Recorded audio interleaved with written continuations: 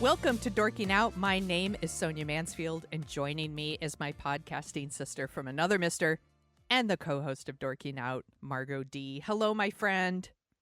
Hello, my friend. It's time for another installment of Sonia and Margo Ruin Your Favorite Holiday Movie. Sorry, everyone. Margo, not sorry.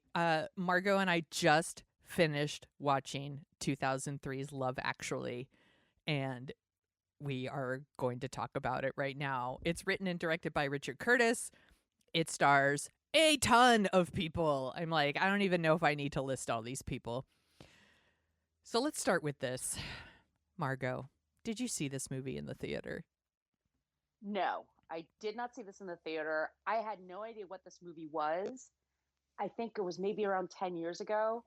A friend of mine mentioned Love Actually, and I said, I didn't know what it was. Mm-hmm. And she's like, oh my God. And she gives me her DVD of it. Oh. And it's like, you'll thank me later. And I didn't. We're not friends anymore. I was astonished. And yeah. I saw it in the theater, and the first time I saw it, I was like, yeah, like that was pleasant. I liked that. There were parts I liked, and then didn't watch it again for a really long time, and then rewatched it because this movie's beloved. I know people love it, and I'm not sorry that we are going to shit on it, but I really warning you now. Seriously, maybe this episode isn't for you if you super love Love Actually, because I think Love Actually sucks. I don't like it. I didn't really like it when I rewatched it the second time, and I tried really hard today to like it. I even made a list of things I like, but it's pretty short. Like, this movie does not do it for me. I can kind of see why it clicks for other people. It doesn't work for me. Nobody in this movie talks like a person. No. Sometimes it's overdone with the jokes and the banter. Like nobody they don't talk like humans. And we were talking a few weeks ago with Indecent Proposal. Yeah. It opens with Demi Moore's character doing that old chestnut of, if you love something, let it go. If it comes back to you, it's yours. If it blah, blah, blah. In this movie, it's like, if you love something, you get right in their fucking face and you tell them, I love you. And then you kiss them. I also, is anyone in this movie actually in love? No. There's 10 movies. That's why it feels, you and I were just talking off the air. I feel this is a 2-hour, 15-minute movie, and I was checking my watch. I had to stop a couple of times because I'm like, what the hell? Because there's 12 stories going on At here. one point, I paused the movie and I was like, holy shit, I have another 45 minutes to go. Yes. I'm like, Jesus Christ. And my son was super annoyed. We only have one TV in this house because we're monsters. And he's like, he wants me to get off the TV so he can watch something. And I was like, you can after the movie is done. And he kept coming in. Is it over yet? And I was like, I fucking wish. I wish, Calvin. It's not over. I'm sorry. It's not over. Do you have anything about the... Let's start with something positive.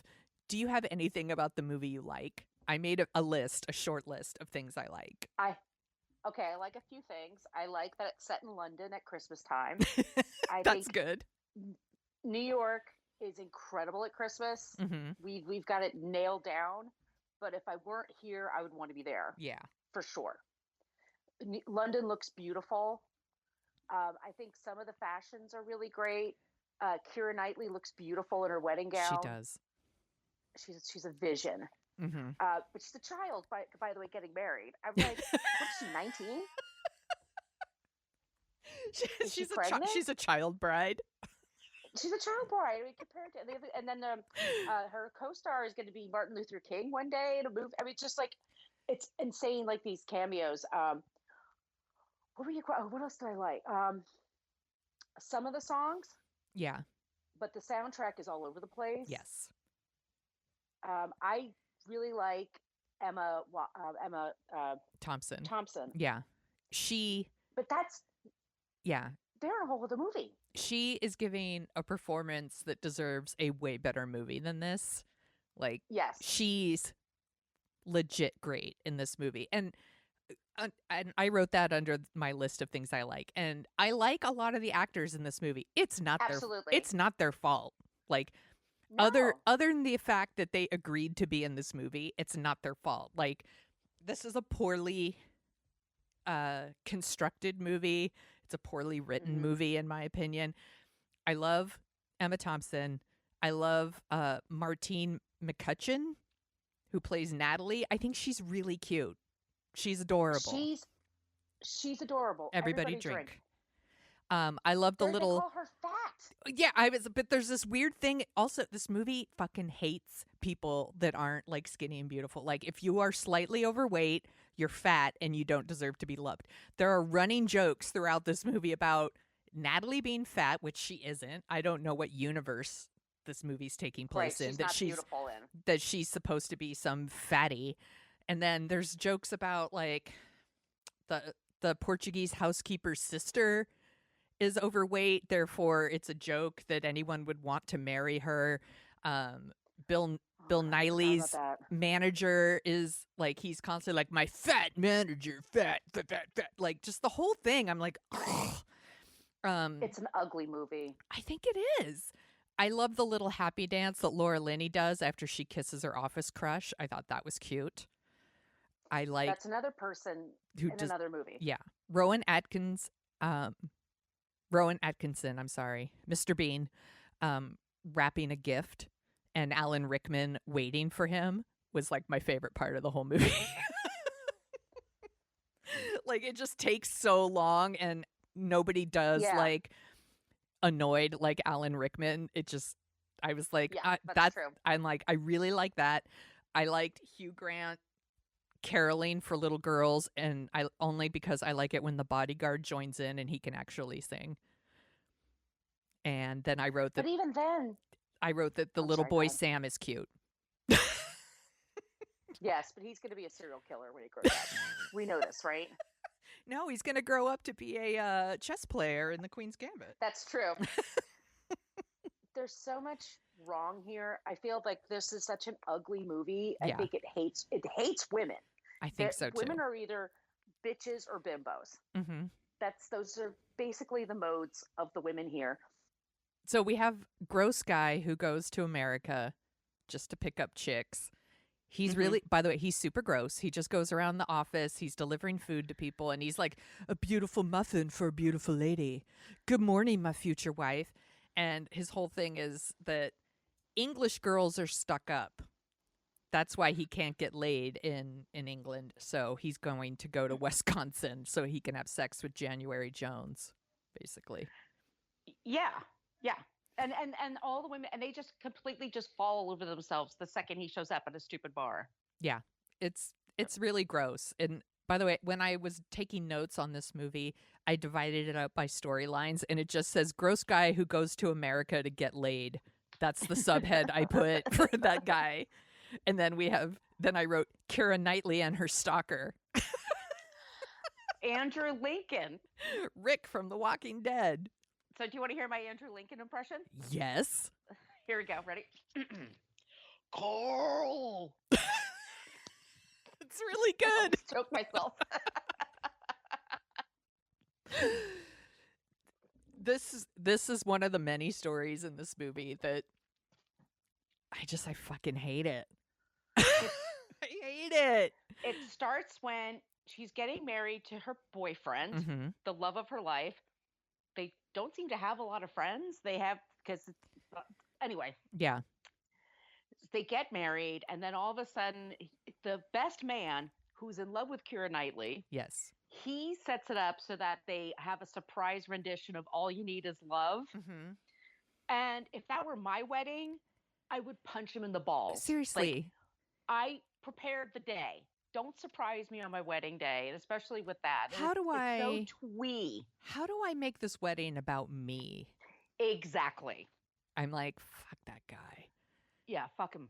And then he's acting like a creepo, and he's just walking around her wedding filming, and she asks to see the film because hers didn't turn out. So she goes to his house and sees the video, and it's all her. And that's when she realizes he's in love with her. And I was like, first of all, who does that? Right. Nobody. Who films someone that they're in love with's wedding and like edits out the groom and just so he can fucking look at her and masturbate? Is that what it is? Is it just a masturbation video? There's a lot of masturbating going on here in this movie. There's a lot of porn, inadvertent porn going on. There is. It's insane because it's supposed to be like a family movie. We have that. Then we have the couple that are stand-ins, and is it a porno or is it just? I don't understand it. First of all, they're really cute. Martin Freeman and Joanna Page. Martin Freeman. Yeah, they're great. They're so cute, and they have like, unlike what maybe one of the storylines in the movie where the people actually like each other. Like, you root for them. Yeah, they talk to each other. They actually get to know each other. Exactly. I mean, they're naked. They're naked, but they really get to know each other. Yeah. And then they go on a date and they like each other, and then they're going to get married. The end. That's their story. But apparently I'm like, is this a like really expensive porno movie they're making? Because it's all about the lighting.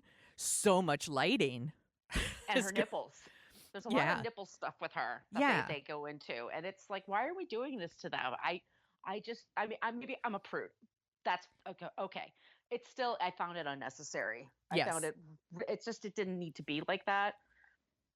But they are like one of the only they are two of the only characters in the movie who might actually like each other. Yes. I actually maybe Hugh Grant. I wish. Maybe Hugh Grant and Natalie. And Natalie. So David and Natalie, the Prime Minister and Natalie. I was like, they might actually like each other, but they have chemistry. They do actually, and like I said, I think she's really adorable. They do set it up right away that like he is like kind of like, it's like love at first sight for him. Like, yes, she's beautiful. And because she's beautiful. She's gorgeous. I mean, she totally transcends. So I get it with them. And he's great. He's fine in the part. Yeah. His sister is Emma Thompson. Mm-hmm. And she's married to Alan Rickman, R.I.P. Yeah. Mm. And Alan Rickman works at some marketing place. Yes. And oh my God. So Laura Linney works for him. Yes. She's pining for, what's his name? The hot guy? His name is Carl in the movie. He does not look like a Carl. But Carl! But the actor's name is Rodrigo Santoro. And he's very handsome. He looks great in boxers. Yeah, those boxer briefs. Yeah, he is also on the show Westworld, which I watched one season of. He's a sexy dude. I totally get it. Like, I would also have a crush on him in The Office. But Alan Rickman calls Laura Linney in and goes, "Are you in love with him?" And she's like, "Yes." Does everybody know? Yes. So just tell him. This is the whole thing. If you just tell somebody you love them, that solves all your problems. Mm-hmm. It can never go badly. Also, you never make things weird. You're the worst boss. Like, it's like not your business, first of all. And then you're telling your employees to fuck each other. Like, right. You're a terrible boss. Well, then he hires a secretary, assistant, whatever, who's got F-me eyes going on. Oh my gosh. For him. I hate her. Yes. She's terrible. She is. But she's flirting with him, and it makes him think like, "Ooh, someone's attracted to me." And I'm like, "Because you're the boss. You make money." Yeah. Like, yeah, but I do it all for you. All of it. Fuck off. Yeah, I fucking hate it. We should say it's Christmas time. It's a few weeks out from Christmas. And Bill Nighy, I like his storyline very much. I wish it was another movie. Yeah. And it would be fine. But he's like this aging. He says, like, by the way, mid-50s. Excuse me, sir. You wish. You wish. Sure. Oh my God. Okay, Jan. Sure. But and it is very, in England, they do love their cheesy pop stars coming back. Mm-hmm. They love a comeback there. They like it better than when the person's famous the first time. They like really root for the underdog, which is great. But he does a cheesy pop Christmas song. and releases it on Christmas Eve. Like, I don't understand this marketing plan at all, because that should have been out a while ago. But he has this renaissance in his career. And then, of course, Elton John calls him to go, hey, let's hang out, let's party. And he treats his manager like crap, who's Yeah. been by his side this whole time. Well, it's because his manager's fat. I mean, come on, fuck that guy. He's fat, right? Fat people are unlovable.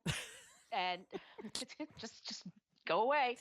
And I like their whole thing, because their love story is their friendship. Yeah.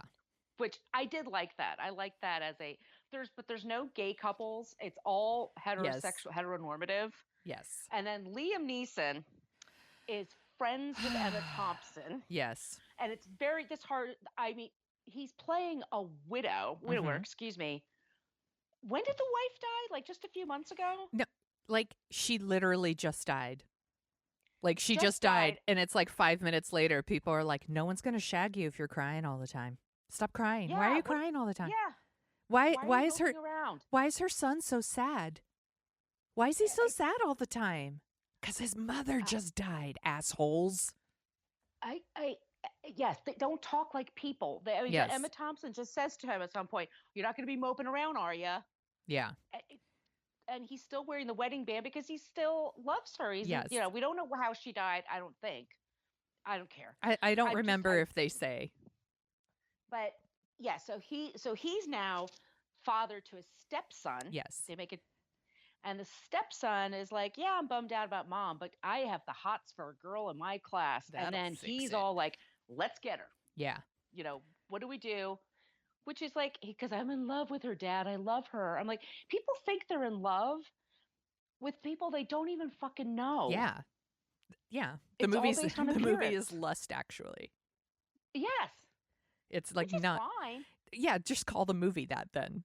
I might actually like it more if it was called that. Yeah, I think actually that's part that's getting to it, because they keep saying over and over again, well, if you don't say it now at Christmas, when do you say it? I'm like, I don't know, Valentine's Day. I don't know. Their birthday. Maybe birthday. New Year's Eve. New Year's Eve is a good time to do it. Like, why? Like, no, Christmas is a lot of things. I don't think it's, I don't know, this movie. So then we have, who am I? Colin, help me. Which one? Colin the American? Oh, Colin Firth. Yeah. I forget the character's name, but anyway, it does, because it doesn't matter. He's Colin Firth. None of this matters. Yeah. Oh, excuse me. My Siri was just talking to me. Okay. She's like, I hate this movie too. Put me up to the mic. But does he go to the wedding and then he comes back, and his girlfriend, who supposedly was sick, was actually sleeping with his best friend? Yes, or his brother. Because his brother, Jesus, because women are bitches or bimbos. Yes. And he's a writer who doesn't use a computer. He uses a typewriter. Yeah. And he goes to Portugal.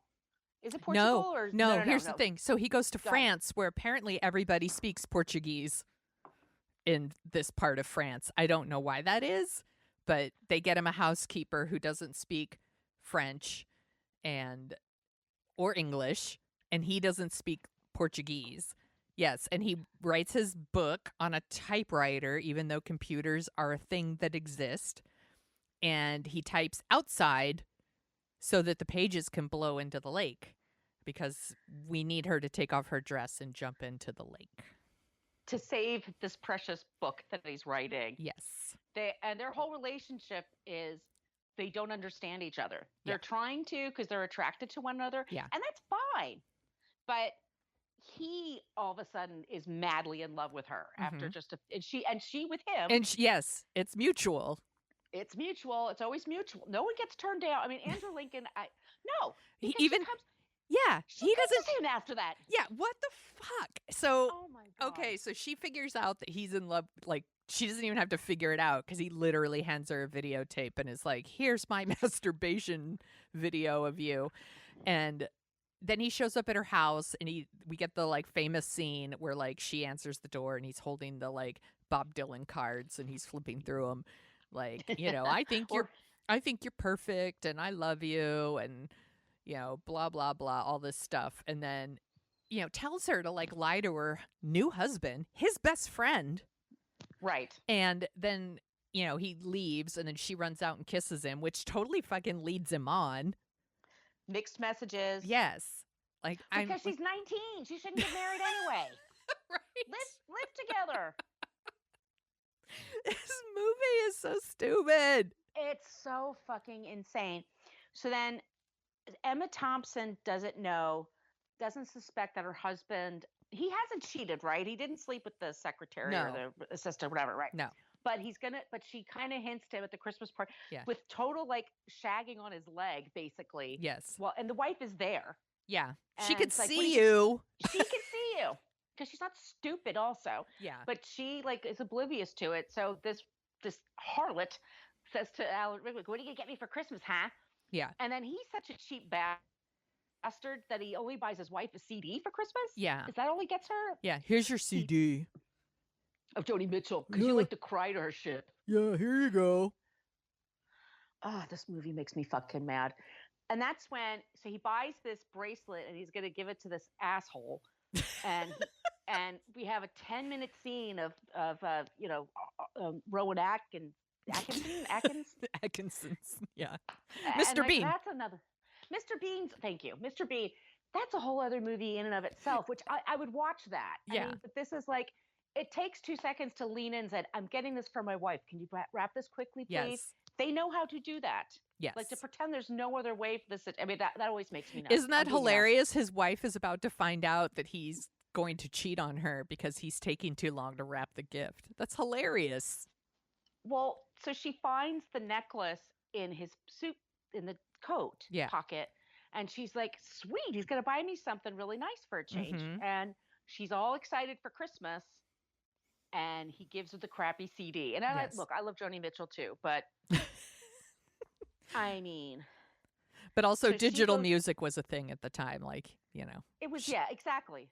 She, he could have got her an iPod or something. That would have been nice. That would have been a good gift. He doesn't.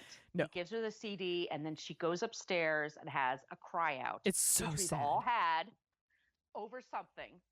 Like just so unbelievably sad happening to you, and then you have to kind of get yourself together and then move about. Like everyone's been there, and no one cries better than Emma Thompson. I mean, I got choked up. I'm like, wow, that fucking sucks. But she keeps going because that's what we do. Yeah, we just that scene is like is like a real punch in the gut. Like because we've all been there.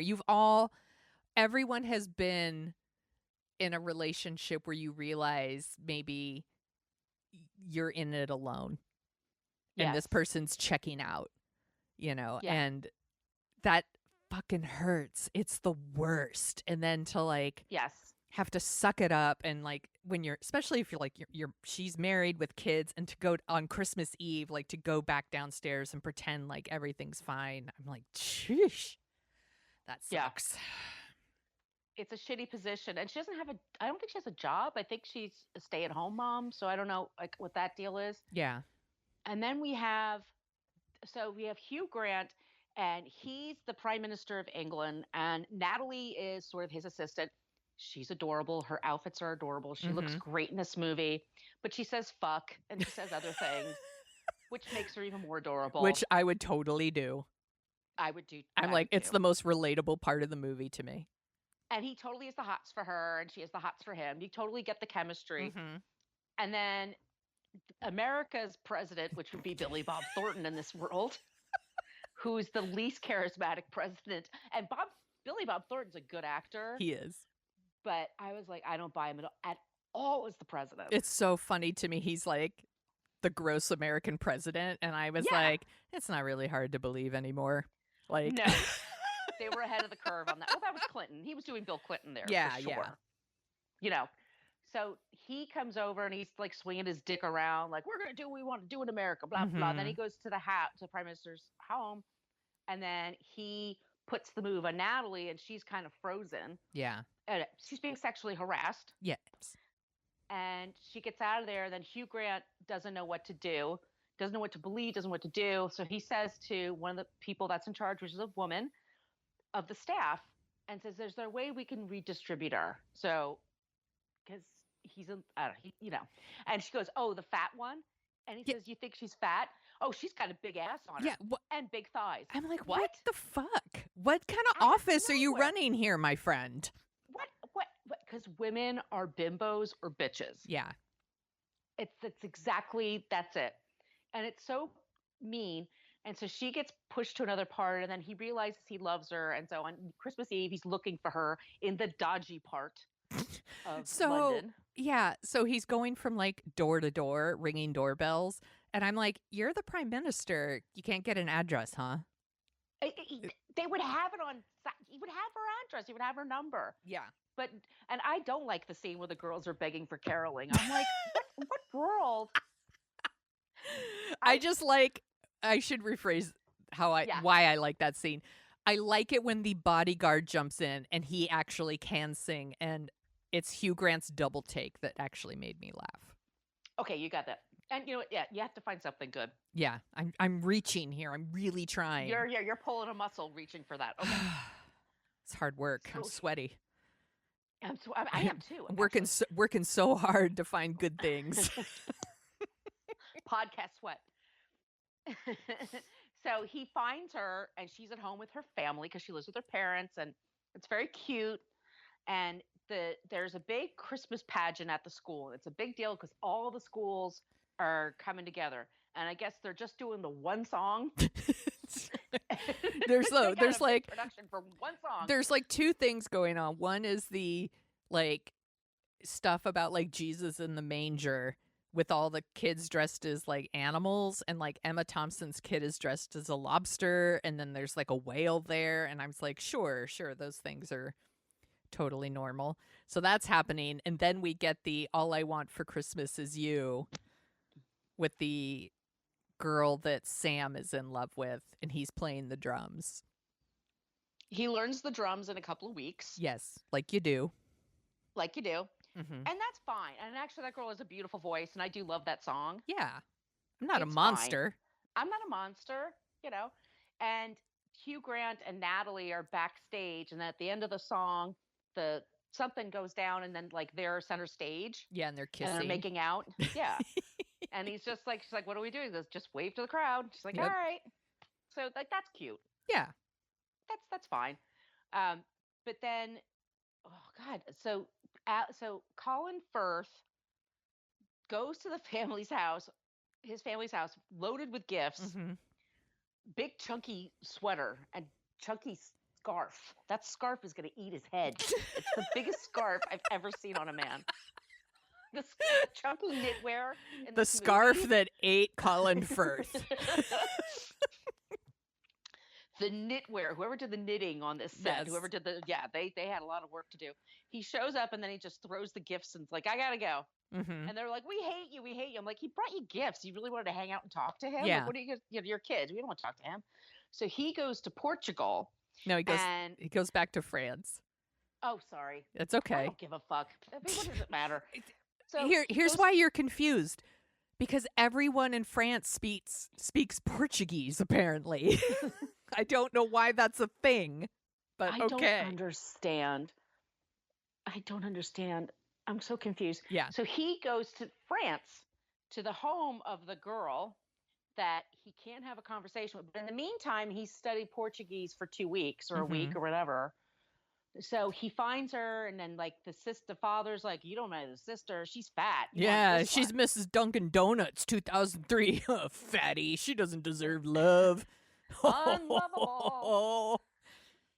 Yeah, it's a big joke. And then Colin Firth finds her, and then he starts speaking Portuguese, and she's like, "Yeah, I'll go with you." Because look, who's not going to go with Colin Firth? Seriously, I would too. I get it. That big stupid scarf and everything. I would totally wrap myself in it and be eaten alive by that scarf. I'm totally fine with that.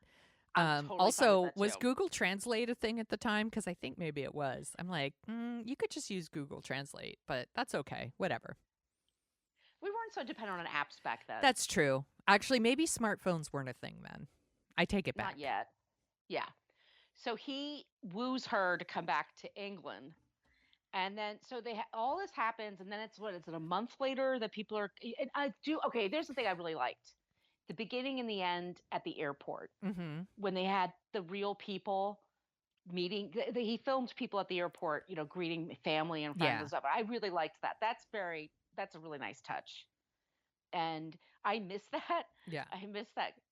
I miss that whole thing. Um, but so it's a month later. So Keira Knightley's still married to the guy, Whew, they and made it a month. they made it a whole month. Mm-hmm. Jack, I think is his name, is whatever, still hanging out with him. Andrew Lincoln still hanging out with him because all he needed to do was do this big display about how much he Yeah. loved her, And now it's and then fine. he gave up. Yeah. Yeah. That's it. We also have Liam Neeson, whose wife has been dead for 5 minutes, bumping into Claudia Schiffer. So it's good to know that he's going to find love, even though his wife just died. I'm like, He was going to anyway. He's Liam Neeson. no shit. He's tall, handsome, and everybody knows he has a big dick.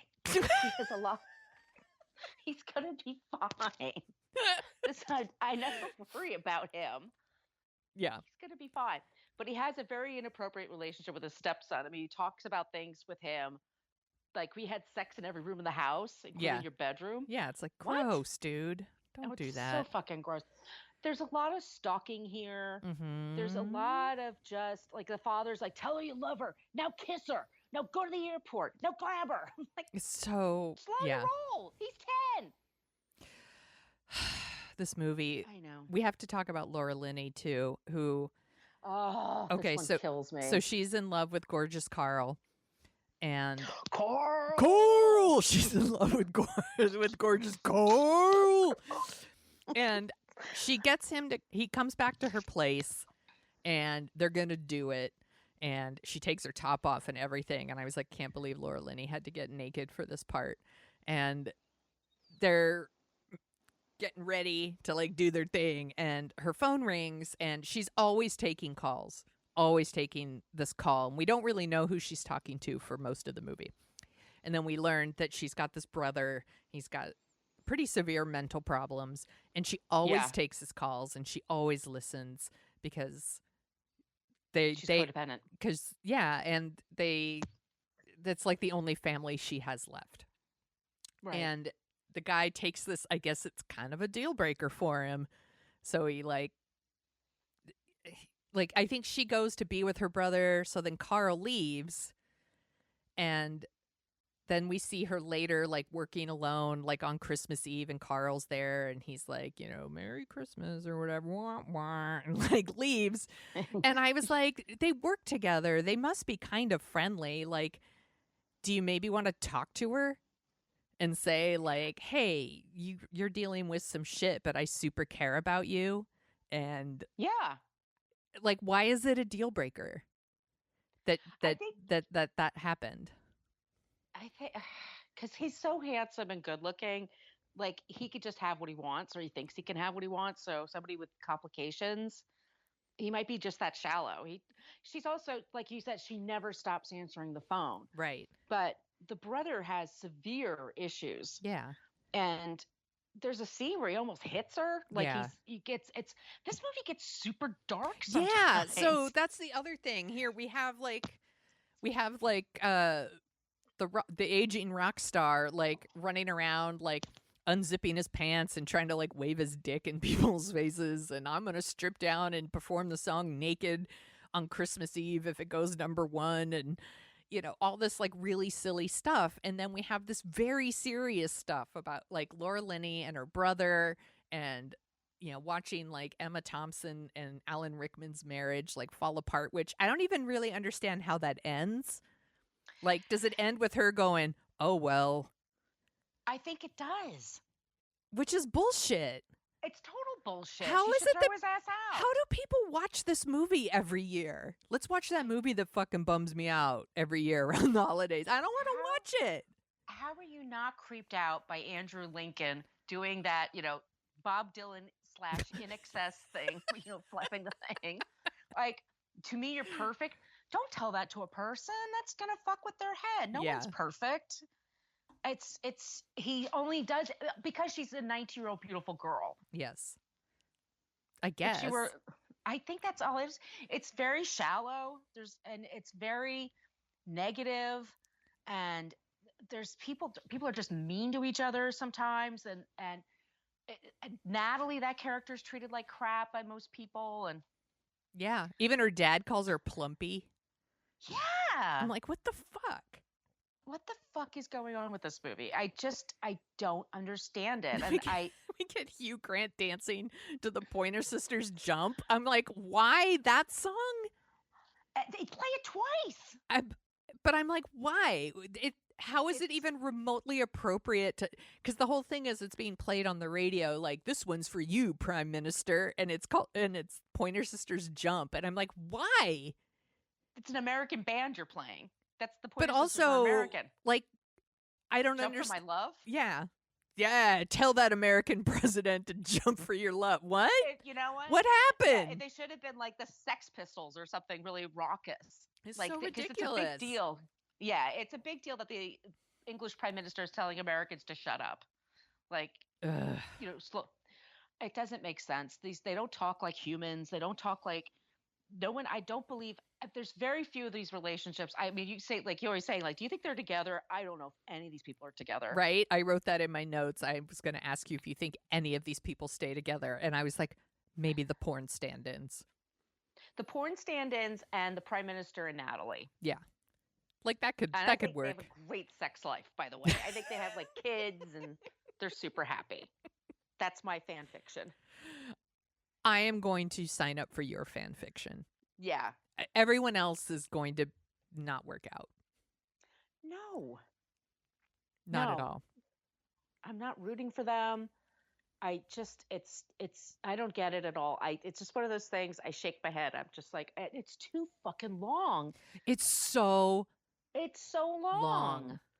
Like, I told you at one point I paused it and the kid hadn't even run through the airport yet. And I was like, fuck me. This is so long.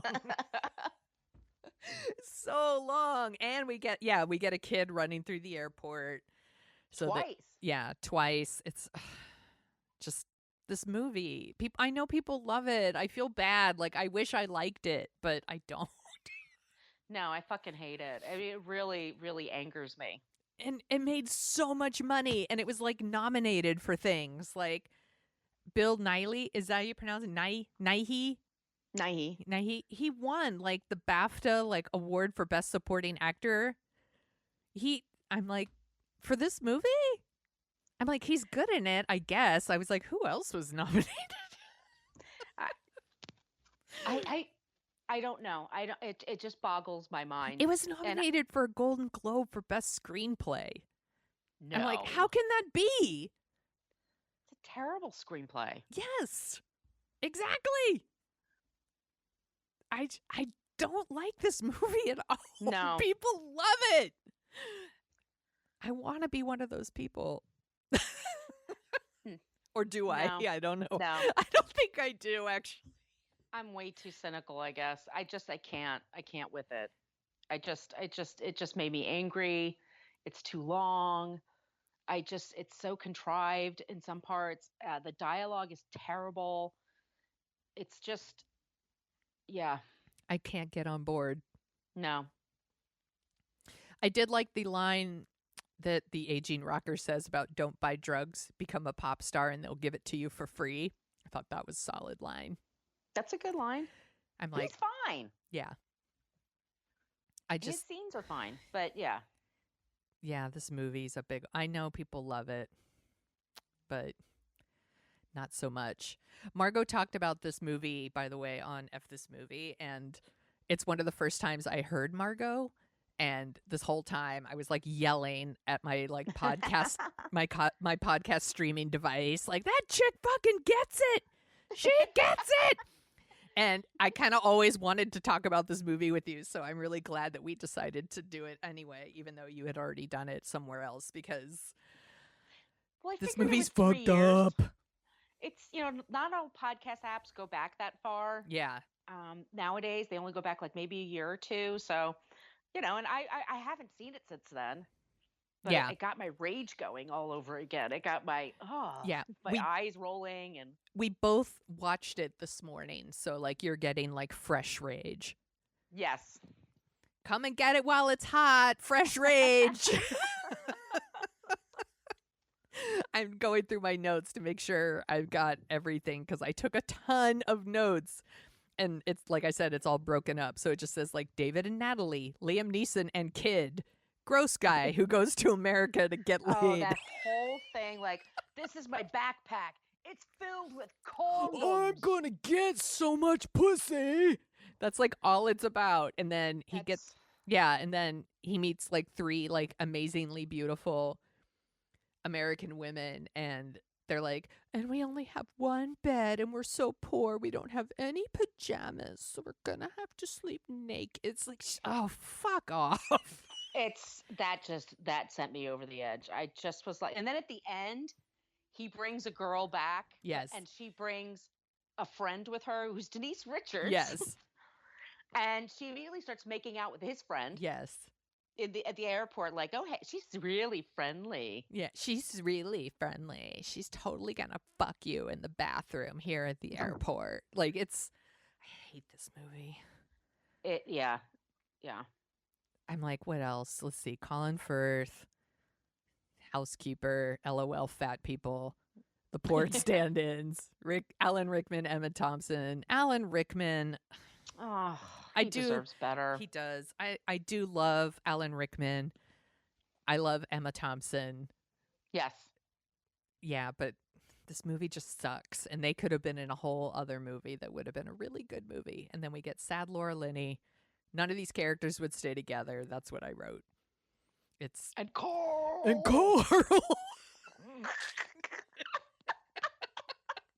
That's all I'm going to think about now whenever people share stuff about this movie. Do you want to hear about some of the other movies that came out in November 2003? Yes, I do. Okay, this movie actually came out the same weekend as a really good holiday movie, Elf. I love Elf. We talked about Elf last year. Yeah. Elf is great. So instead of watching Love Actually, y'all should watch Elf. It's great. Watch Elf. Also, Looney Tunes Back in Action. I didn't see that. I didn't see that one. Master and Commander, The Far Side of the World. Nope. The one with Russell Crowe and no. Oh, it's a book too. I'm kind of surprised. It's actually pretty good. I don't know if I could recommend it, but I liked it. 21 Grams. Do you remember that one? No. Sean Penn and what's her face? You know, what's her face? Ugh. She was in, oh my gosh, Mulholland Drive. Kim Basinger? No. Naomi Watts. Naomi Watts. Jesus Christ. Where'd my brain go? I am drinking a pretty strong beer, I have to say. No, it's one of those movies like Traffic and Babel and all these like interconnected stories. And about it's all drugs? Yeah, and it's all dark and fucked up. Don't bother. No, thank you. Cat in the Hat. Nope. It's so bad. I remember a coworker used to call it Shat in the Hat. Bad Santa. I don't like Bad Santa. I liked Bad Santa when I first saw it, and now I think it's too mean-spirited for me. I've gotten sensitive in my old age, I guess. Same here. You know, you just kind of outgrow some movies. And that's how I feel about Bad Santa. I don't even think it's a bad movie. Like, if other people like it, that's awesome. I feel the same way about Fight Club. I used to super love Fight Club, and now I'm like, no, I'm too old for Fight Club. And that's fine. Yeah. Other movies, The Haunted Mansion. That's the one with Eddie Murphy. I haven't seen any of these. Was I not anywhere in 2003? Where was I? You were only seeing Love Actually over and over and over. Gothica, did you see that? Nope. Probably pretty smart. That's like Halle Berry, Robert Downey Jr. And then Matrix Revolutions. Nope. No, I saw it, but it's not good. No. I'll watch the new one when it comes out, though. Yeah, totally. I totally will. So do you want to hear about some of the songs from then? Yes. Is it Pointer Sisters Jump? No. What? What are we even doing here? Okay, so this is the year where we had Kellis Milkshake. Oh, My that's milkshake brings all the boys to the yard.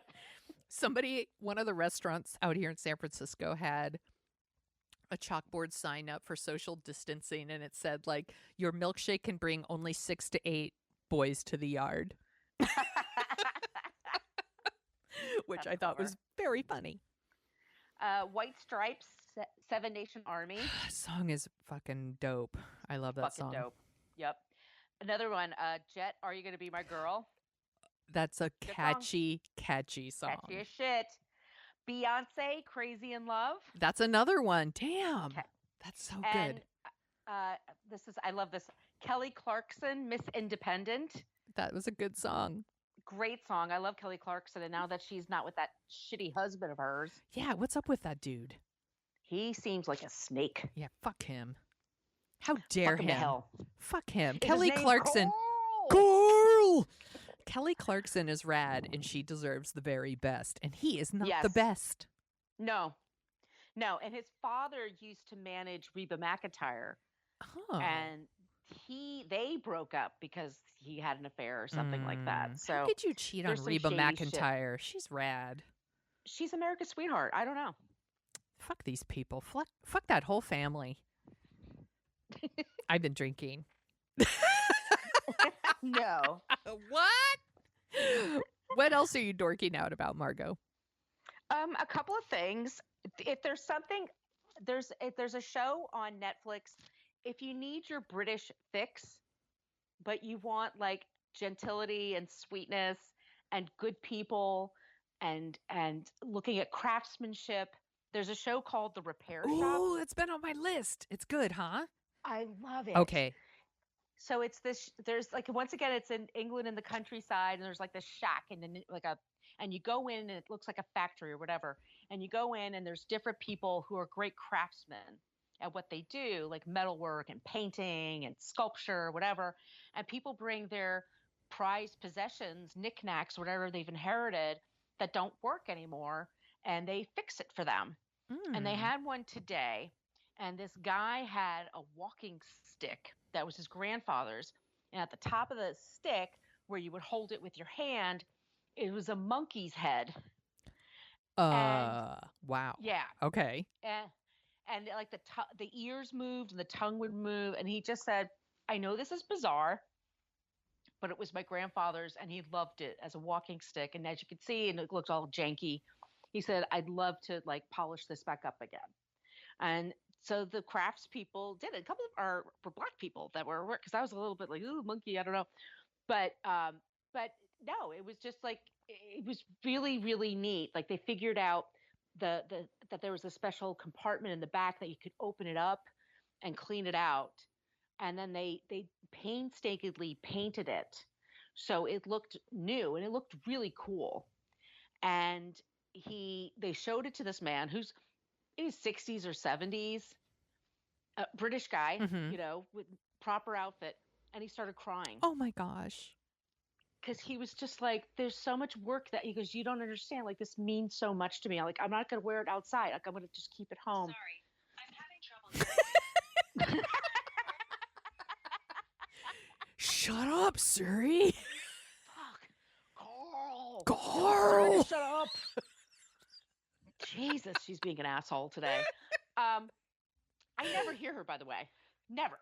Mm-mm. Anyway, only when I'm podcasting with you or with Margo. Yeah, so weird. This movie. But anyway, it's called The Repair Shop, and they have people bring ceramics, they bring paintings, and it's just an interesting cast of people that have different functions. Some people are really good with metalwork, some people are fix clocks, some people are good with mechanics, some people are, just everybody has their thing. And it's nice, it's gentle, it's really, really lovely. And it's a nice anecdote from this Love Actually, and it's called The Repair Shop. Okay. And then the second thing I want to recommend, I'm sorry it's just here in the States, but and I don't know if you even have it, but CBS Digital has The Stand. Yeah. I haven't gotten CBS Digital, so I haven't watched it yet. I saw the first episode. I was really impressed. it's one of my favorite Stephen King books, and I'm a little particular about it. Mm-hmm. The kid that played Patrick Hostetter in It, Oh, okay. Owen Teague, I forget his last name, sorry. He plays Harold, the annoying teenager, Mm-hmm. and it was Corin Nemec who played him Oh, in the yes. TV movie Okay. where they painted on zits on his face and they Yes. put a pillow in his ass to try to make him look fat. Mm-hmm. It was ridiculous. This kid actually looks like an incel. Like the part was recommended, like was written. Interesting.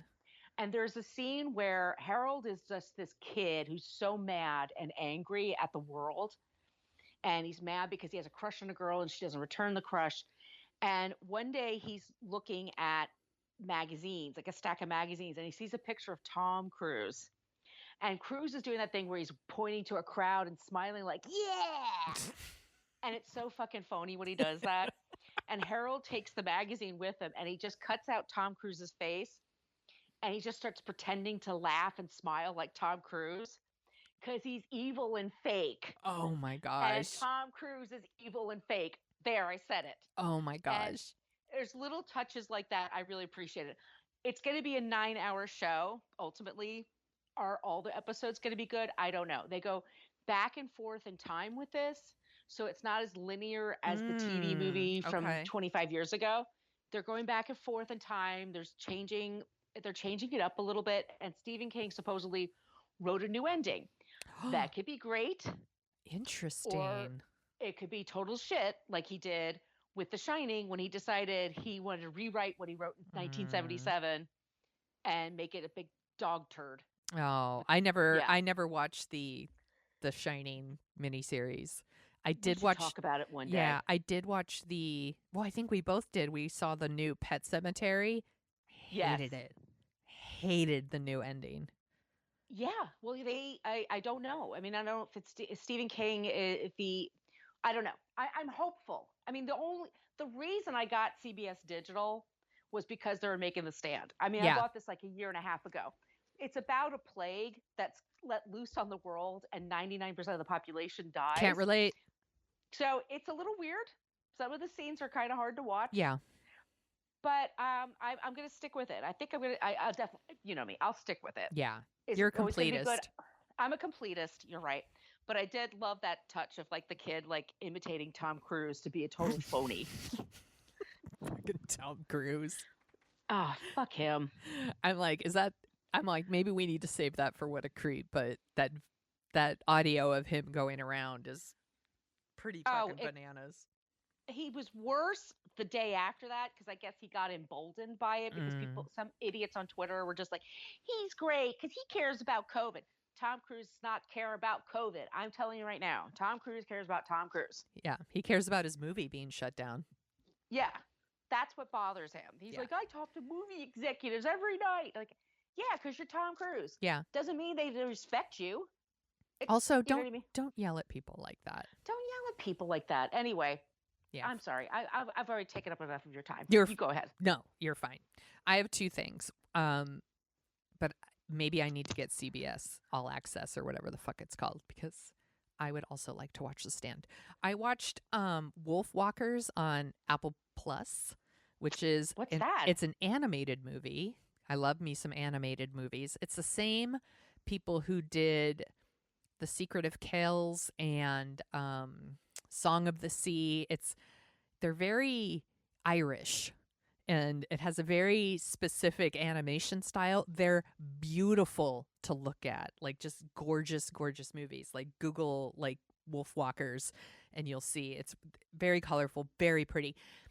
But it also has this really serious message about women and women's roles and kind of it's set in like the 1800s in like I forget where somewhere in Ireland. Sorry. County Cork. Sorry, I totally don't remember. I'm so sorry. But there's just this whole thing where like the wolves live out in the forest and they're wandering into town, so they like hire people to like come and like kill the wolves.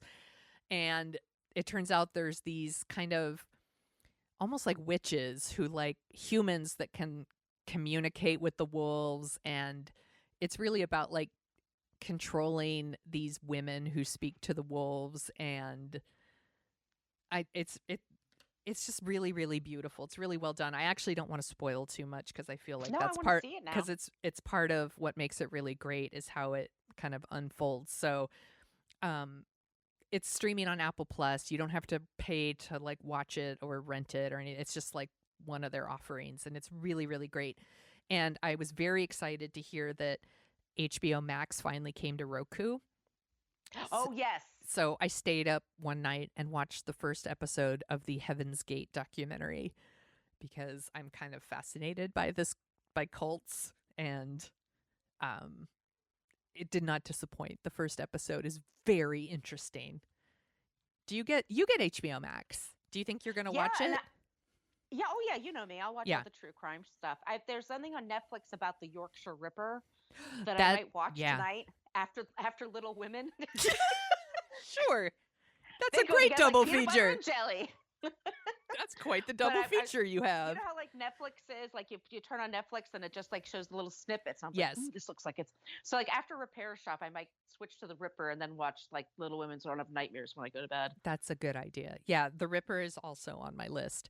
We're in lockdown here in California, and like us personally are in lockdown because Calvin was exposed at his pod, and so we have nothing but time. So I'm like, we're adding things to our list. I will be watching all of Heaven's Gate and The Ripper, probably by myself because I don't know. For some reason, my 9-year-old son isn't super into watching documentaries about cults and murderers. I'm not raising him right. Maybe I'll show him Love Actually.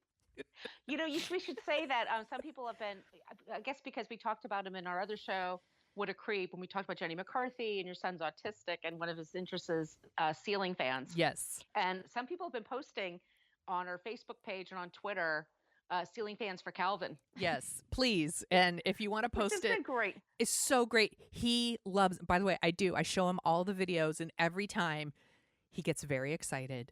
And he'll ask me what kind of fan it is. Is that a Minka fan? Is that a Casablanca fan? Is it a Hudson Bay fan? I'm like, I really don't know. And he'll say, it's a beautiful fan. You know, whoever installed it did a lovely job, or, you know, just stuff like that. He loves it. So if you have ceiling fan videos and you want to send them to us, you can at dorkingoutshow@gmail.com, or you could tag us on social media, do a hashtag ceiling fans for Calvin. He'll love it. It makes his day. Margo got like 4 fans installed and sent us videos, and he lost his shit. He fucking loves it.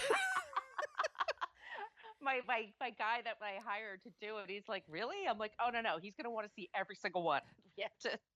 For Calvin's 8th birthday, he asked for his own ceiling fan.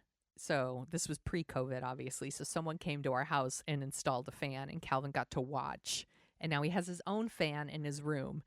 And the guy was like, believe it or not, this is my first time installing a fan for an 8-year-old for his birthday. And I'm like, really? Don't all 8-year-olds ask for ceiling fans? He is such a good kid. He's such a kook in the best way. Yeah.